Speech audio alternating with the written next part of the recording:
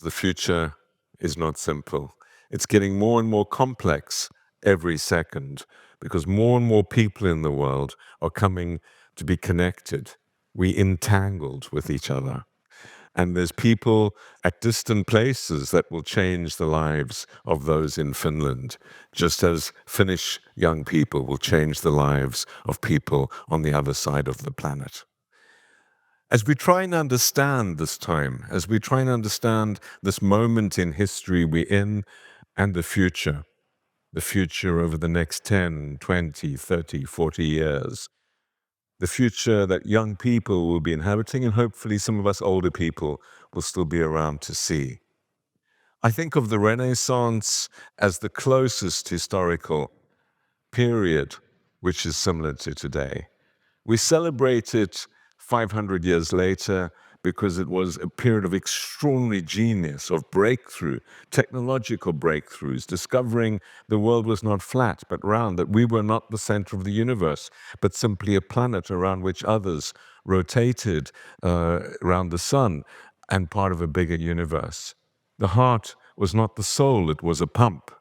All of these extraordinary scientific breakthroughs, and of course, the incredible art that we celebrate, the Michelangelos, Da Vinci's, and others, that came about because perspective changed. How humans saw each other changed in fundamental ways. And of course, the birth of humanism, all driven by technological innovation. Then the Gutenberg press, printing, the ability for the first information revolution to go from handwritten manuscripts locked up in monasteries and the homes of rich people to a technology which was widely available. 50 million books printed in the first 50 years after the Gutenberg press. Many religious, but also poetry, art, medical diagnosis, and many other things. And that led to a hunger to learn. Before the Gutenberg press, less than half of 1% of Europe was literate. There was nothing to read and write, and people could suddenly read and write.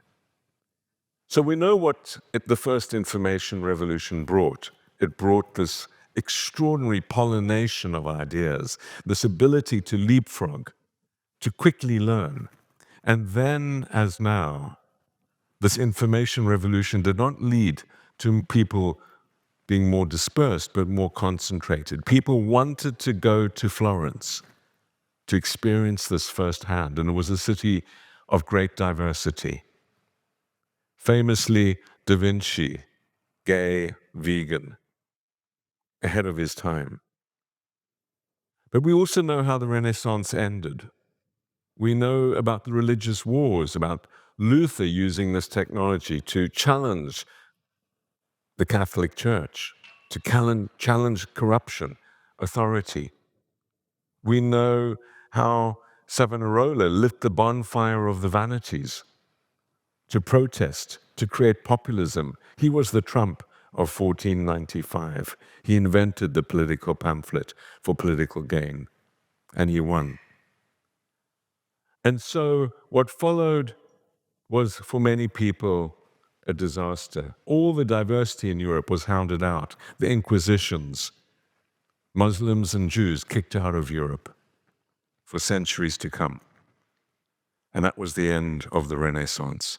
That's why when you look at this period as an economist, which I am, you see no progress for humanity over that period. And the question today is, are we going to be able to better manage this period of extraordinary technological innovation? The information revolution, which is touching all parts of the planet, and the growing complexity. Then was Globalization 1.0, circumnavigation, first connectivity, first global trade. Now we're in turbocharged globalization. Many believe that this period that we've experienced is from the fall of the Berlin Wall in 1989 till today has come to an end, that globalization is now dead, that we're moving to a fragmented world, a fractured world. I don't believe that's the right analysis, because we are as integrated as ever. We cannot disconnect There is no optionality. No matter how high a tariff you impose or how much you try and cut yourself off, you cannot escape. There's no wall high enough that will keep out climate change. As the Chinese found, there's no wall high enough that will keep out pandemics. But what high walls do is they keep out the skills, the ideas, the technology, the investment, the products, the services that we need for a better world. But most of all, what high walls keep out is the will to cooperate, the ability to understand each other, to work together, to solve our common problems. Some countries might be trying to isolate themselves, might be trying to build themselves a cocoon, and that's an understandable response to the risks we face. People try and insulate themselves from these risks, but it's a grave mistake. It's a grave mistake because you cannot succeed with it. You make the world riskier. If we undermine the United Nations, if we undermine the World Health Organization, if we undermine the Paris Agreement, if we undermine these things, we make the world a riskier place. There are parts of the world that are integrating extremely rapidly, Asia particularly. And Asia is the engine of globalization now. There's an irony of history that Europe and North America, the US, had to ask and press Asia to open up. Now they've opened up. They're the advocates of globalization, while Europe is sort of committed and the US much less so. But Asia will continue to integrate, and so globalization is alive and well and living in Asia, even if it isn't in the Atlantic. And it's no accident that that's the region with by far the highest economic growth, 4 or 5%. If you read the financial press, you think there's a financial crisis in China because they're only growing at 5%. Well, we have never achieved that in Europe. It's never been achieved in North America, and I wish we could have that crisis. It would be a very good one for Europe to have. And of course, their population is not growing. So this is 5% per capita improvements in living standards on average in the society. That's a very different world to that of North America and Europe. At the heart of this is not only catching up, but it's also higher productivity growth. How much value added each individual in society produces in economic output. And of course, that is stagnating in Europe and it's stagnating in North America. We have to invest in human capital to create higher levels of productivity growth. What universities do, what happens here matters. It matters not only for the future of Finland, it matters for the future of Europe, it matters for the future of the world. Because unless we grow, we get angry. Our politics gets more fractured. Unemployed people are not happy people. People on stagnating incomes are not happy people. They get angry, understandably so. And as technology increasingly encroaches on jobs of people doing repetitive, rules-based work, this becomes more and more important. We cannot afford societies where large groups of our society are left behind in places with industries that no longer are competitive, with skills that are no longer going to get them meaningful jobs.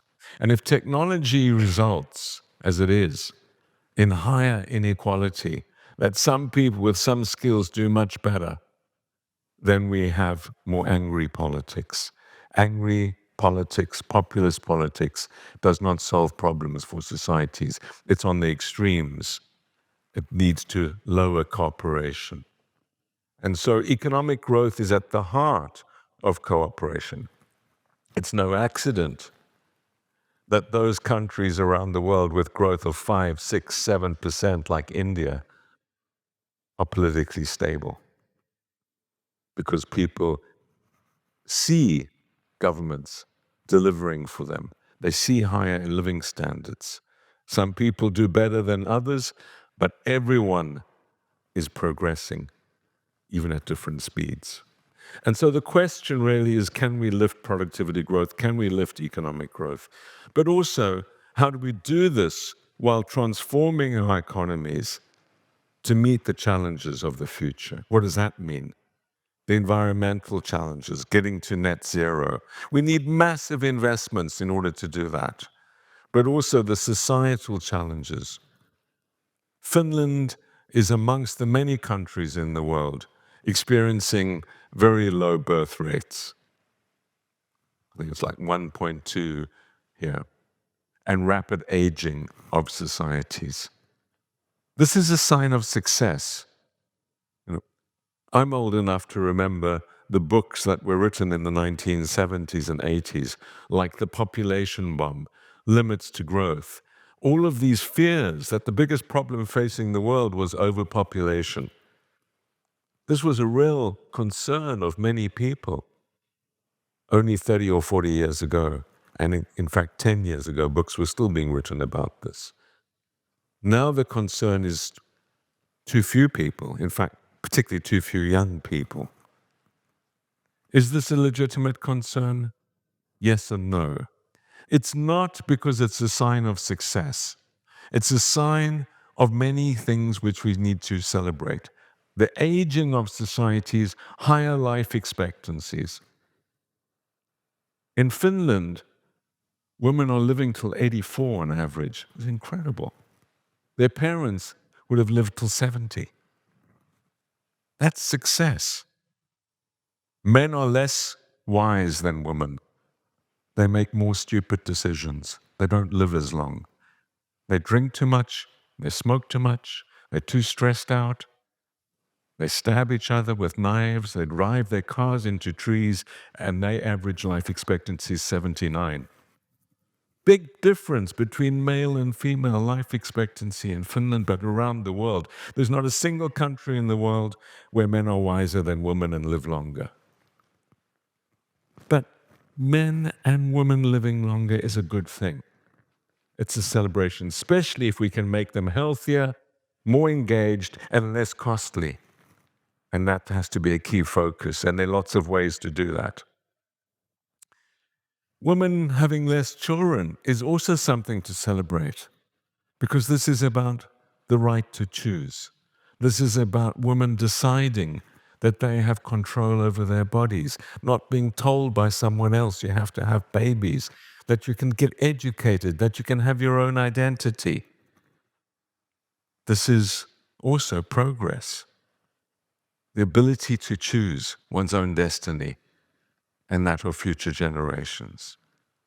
So I don't see this as a crisis, but I do worry about the economic implications, and particularly if young people are less productive, particularly if they aren't able to generate the income necessary to pay for an increasingly aged society. And that's why investment in young people and investment in education and research and development and technological progress, which liberates people from low productivity jobs and increases the potential for generating more income, is so vital for societies.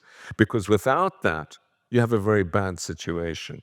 You have an increasing burden on young people, paying for an increasing elderly population, less and less young people paying for more and more old people. About a quarter of the Finnish population is over 60 now, but that will grow rapidly. And Finland is not an exception. It is just following a global norm. The only exception in the world is Africa. We have a very different sort of problem because Africa's median age is 20, whereas Europe's median age is 38. And so in Africa, the challenge is what jobs are the 100 million people coming onto the labor market over the next 10 years going to do? How are they going to get livelihoods?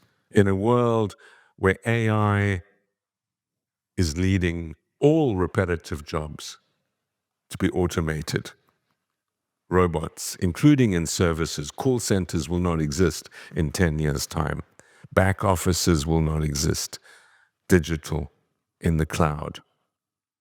And so the challenge there is very different.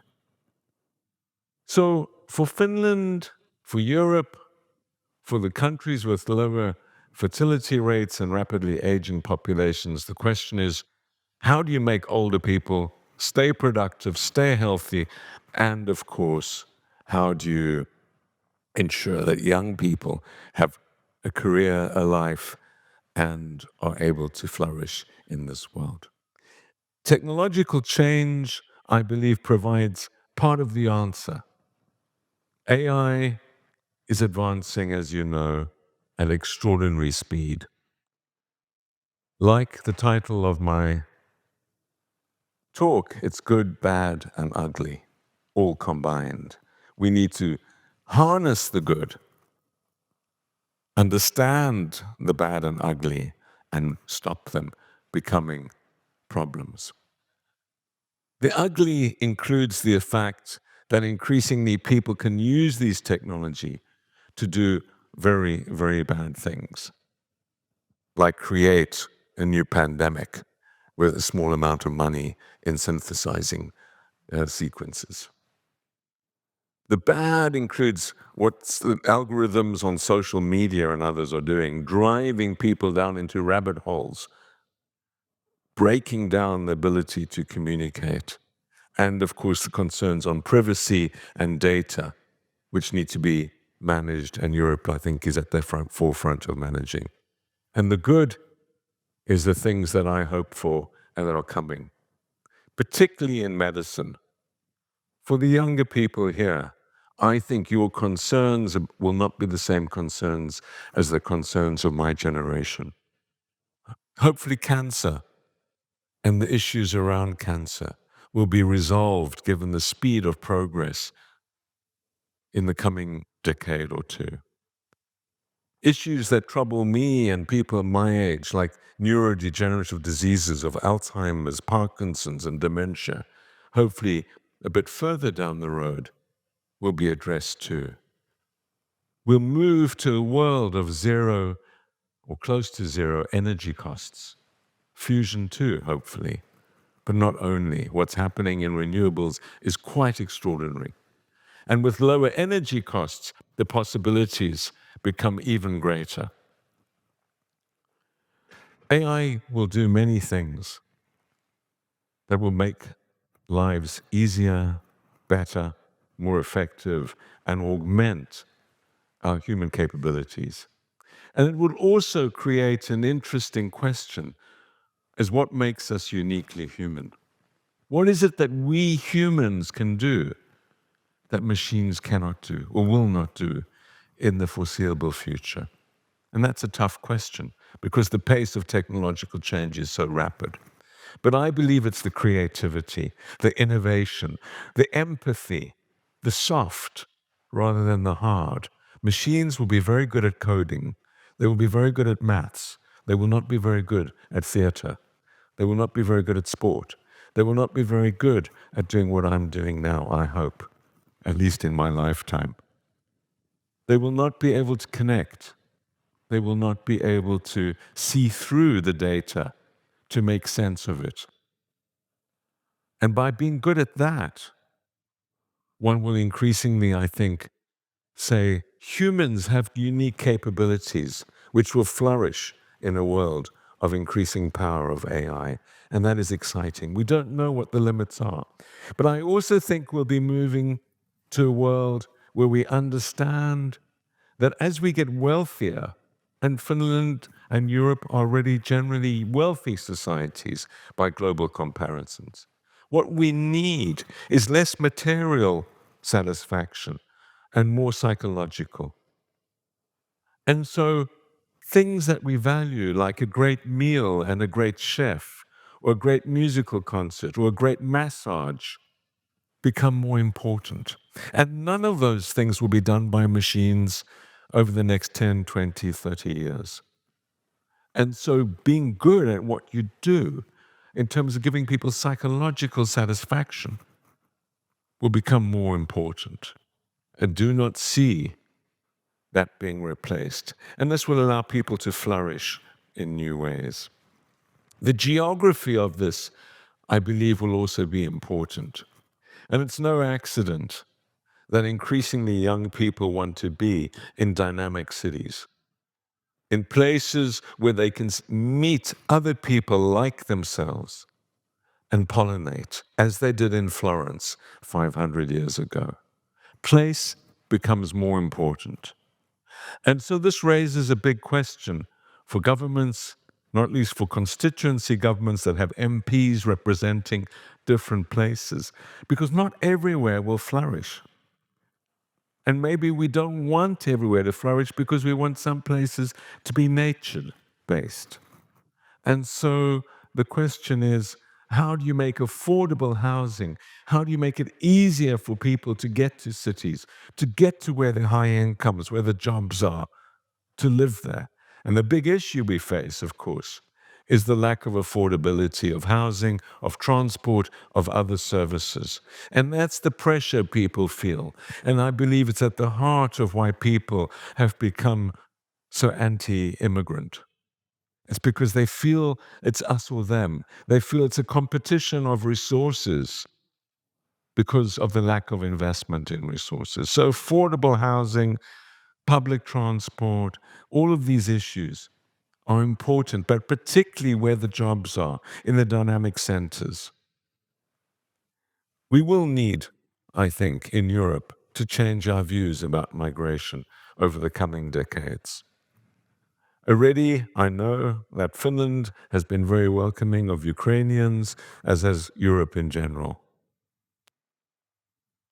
But as societies age and become wealthier, there are jobs that need to be done that local people are unlikely to want to do.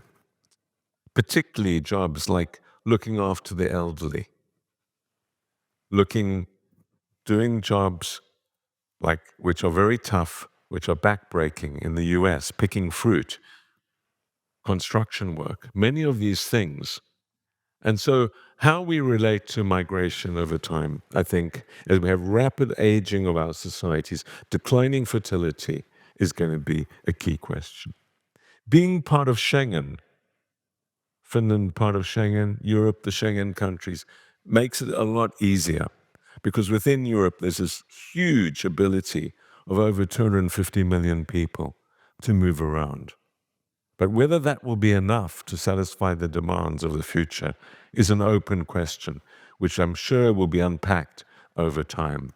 And then that comes back to these questions of how societies afford to keep those that they want in the cities in affordable housing, where the elderly live, and how they integrate.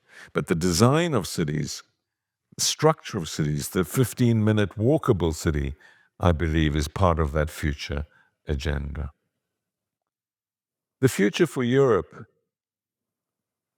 is, I believe, a very positive one. A lot of people are very down on Europe, on the EU. I think it's the most wonderful experiment of countries willingly cooperating, 27 countries doing so, that will stand the test of time. It is an extraordinary experiment. But so far, I think there's more people wanting to join the European Union than leave it. Only my crazy country made that mistake. And the consequences, I think, are obvious to everyone to see. Slower growth, much more difficult future, and much lower global power. Because we used to have an entry through Europe into global debates at a high level. We were an important part of the European and therefore the world conversation. We are no longer so. We have committed a great act of folly. But people can see that and they will not do the same, hopefully. Again, and I hope one day Europe allows us back. But not maybe in the next 20 years.